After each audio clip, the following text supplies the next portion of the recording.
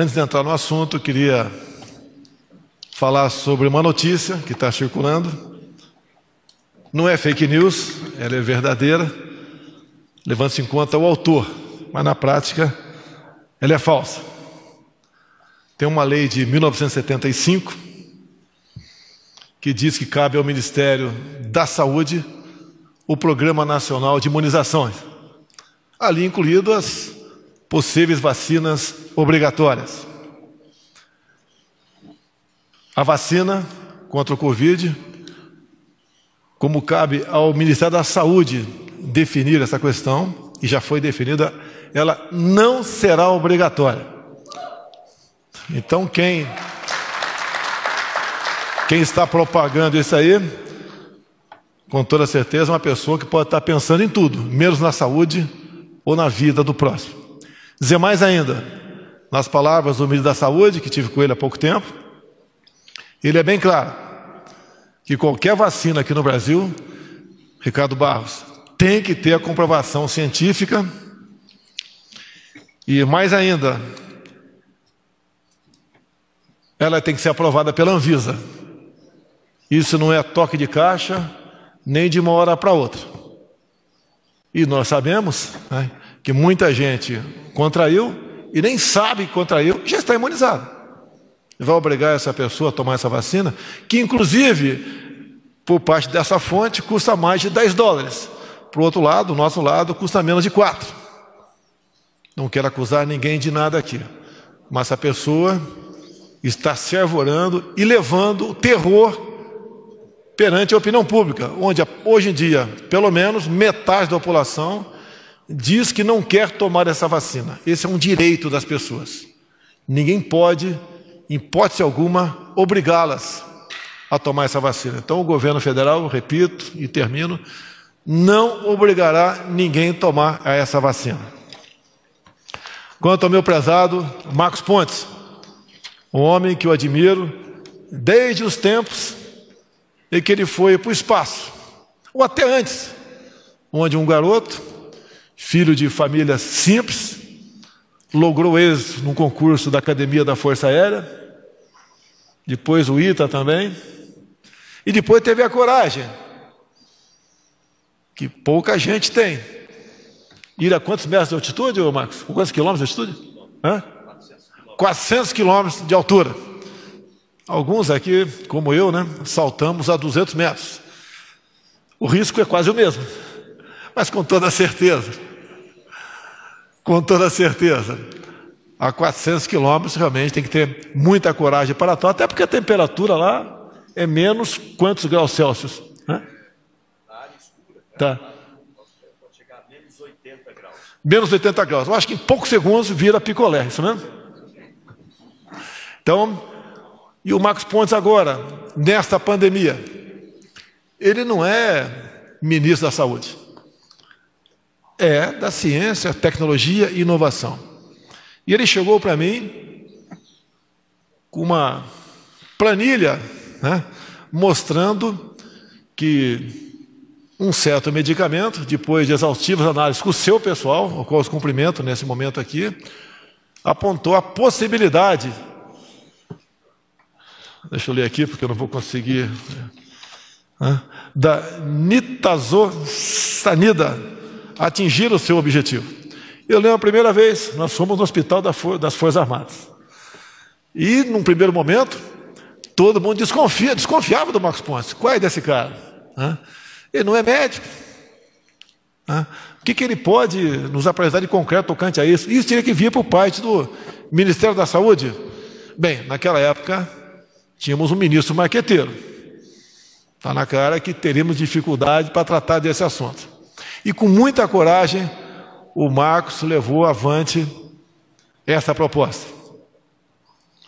Até que, um dia, né, surgiu a resposta. Através das observações, através de pessoas que concretamente usaram esse medicamento, e foi constatado na ponta da linha que a carga viral diminuía. E conversei com ele também, ele me disse que dessas pessoas que usaram esse medicamento, Nenhuma sequer foi hospitalizada. E nós lembramos do pânico que a grande mídia que está aqui nos assistindo agora, né, não foi toda, mas grande parte, o pânico criado junto à população. Até como lá atrás, eu que não sou médico, né, a minha formação é um pouco parecida com o Marcos, somos irmãos da aeronáutica e do exército, eu não apostei e nem joguei na hidroxicloroquina. Quando a gente começa a conversar com o nosso Ernesto Araújo, né, começa a conversar com alguns embaixadores fora do Brasil, né, porque em países da África subsaariana, por exemplo, que é muito comum a malária e é combatida com a hidroxicloroquina, por que as mortes são baixas? Ora, muitas vezes o cidadão chegava no hospital com malária e Covid e tomava a hidroxicloroquina e se livrava dos dois problemas. Será que é difícil entender por que nós começamos a falar na hidroxicloroquina? E não apenas isso. Conversei com médicos, militares, outros civis que conhecia, do Brasil todo. Alguns, no seu respectivo hospital, estavam usando isso. E no início estava dando certo. E nós não tínhamos alternativa, prezado Eduardo Gomes. Nós, você, tá, tem que, dado momento, tomar uma decisão. Como tenho dito, né? Pior que uma decisão mal tomada é uma indecisão. Que na indecisão, gente acaba morrendo. E nós jogamos em cima disso. Fui massacrado pela mídia. Não tem problema. Eu tenho que estar com a minha consciência em paz. E quem criticava a hidroxicloroquina não apresentava alternativas. Eu falei para o Mandetta certa vez, por que no seu protocolo só pode ser usado a hidroxicloroquina quando o paciente tem situação grave? Deixa o médico decidir. E cada médico pode decidir de maneira diferente do outro. Lógico que foi um ponto de atrito, mas não foi o mais importante. No que culminou com a sua saída, que não quero entrar em detalhe aqui agora, mas creio que a saúde melhorou um pouco com o Nelson Teik e depois melhorou também, e muito, com o Pazuello, que o Ministério precisava de há muito de um choque de gestão, onde praticamente nada era informatizado, agora quase tudo está informatizado. Um ministério que atende a todos, independente da coloração político-partidária, dos 27 governadores do Brasil, ou de quase 6 mil secretários de saúde no Brasil. Essa foi a nova diretriz e aquilo que o Eduardo Pazuello fez com muita maestria. Todos nós ganhamos com isso. E na economia, o Brasil é um dos países que melhor se saiu nessa questão da pandemia. Até porque a equipe econômica, junto com alguns outros ministérios também, trabalharam com muita maestria. O auxílio emergencial, porque 40 milhões de pessoas perderam a sua renda. Imagine a questão social que nós teríamos no Brasil se as pessoas não tivessem o mínimo para sobreviver. Imaginem se o homem do campo entrasse naquela onda, fique em casa, a economia de ver depois. Hoje nem teríamos arroz ou óleo de soja, nem teríamos o que exportar. Como estaria o Brasil?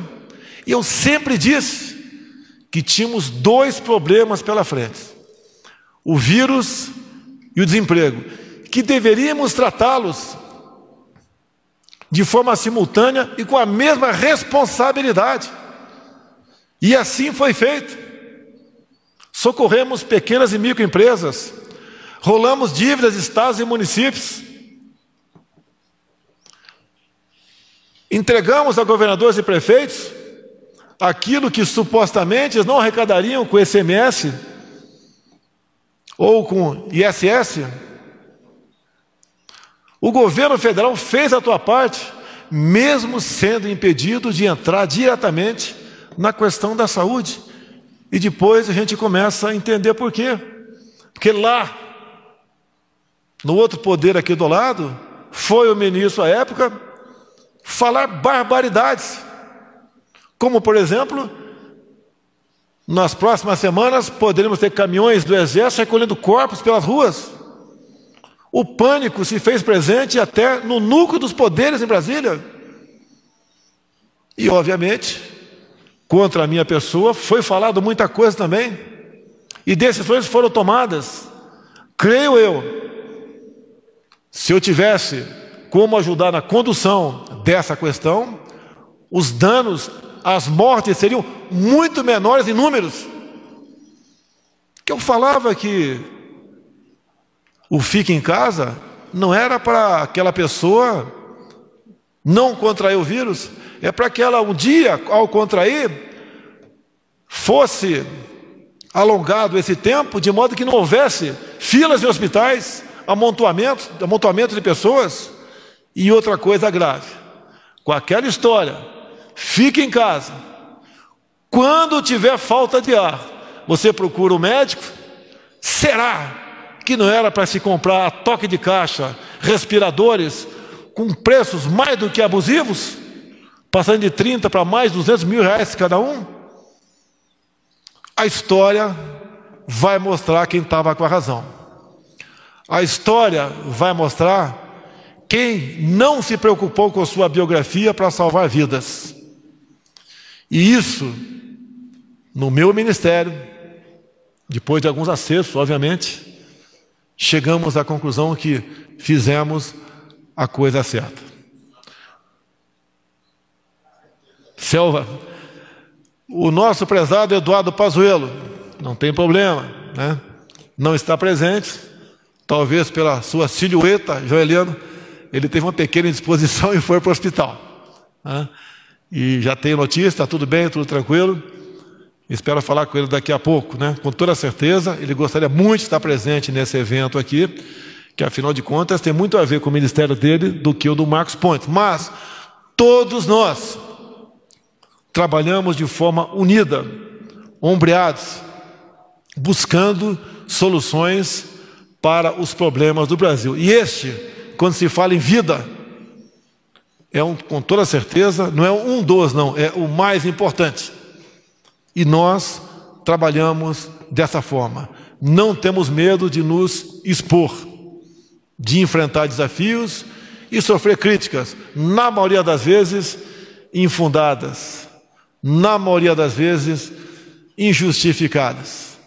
Eu sonho ainda, prezado general Heleno, de um dia termos uma imprensa no Brasil, livre ela já é, mas uma imprensa responsável. Que quando tivermos no Brasil uma imprensa responsável, pode ter certeza que o Brasil não vai voar não apenas o Marcos Pontes, o Brasil vai para o espaço, porque nós temos tudo para ser uma grande nação. E mais importante, daquilo que Deus nos deu: terras agricultáveis, biodiversidade, riquezas minerais, áreas turísticas. Nós temos um material humano no Brasil que ninguém tem. Isso é motivo de orgulho a todos nós. Muito obrigado a todos. Parabéns, Marcão. Parabéns, Ministério da Ciência e Tecnologia.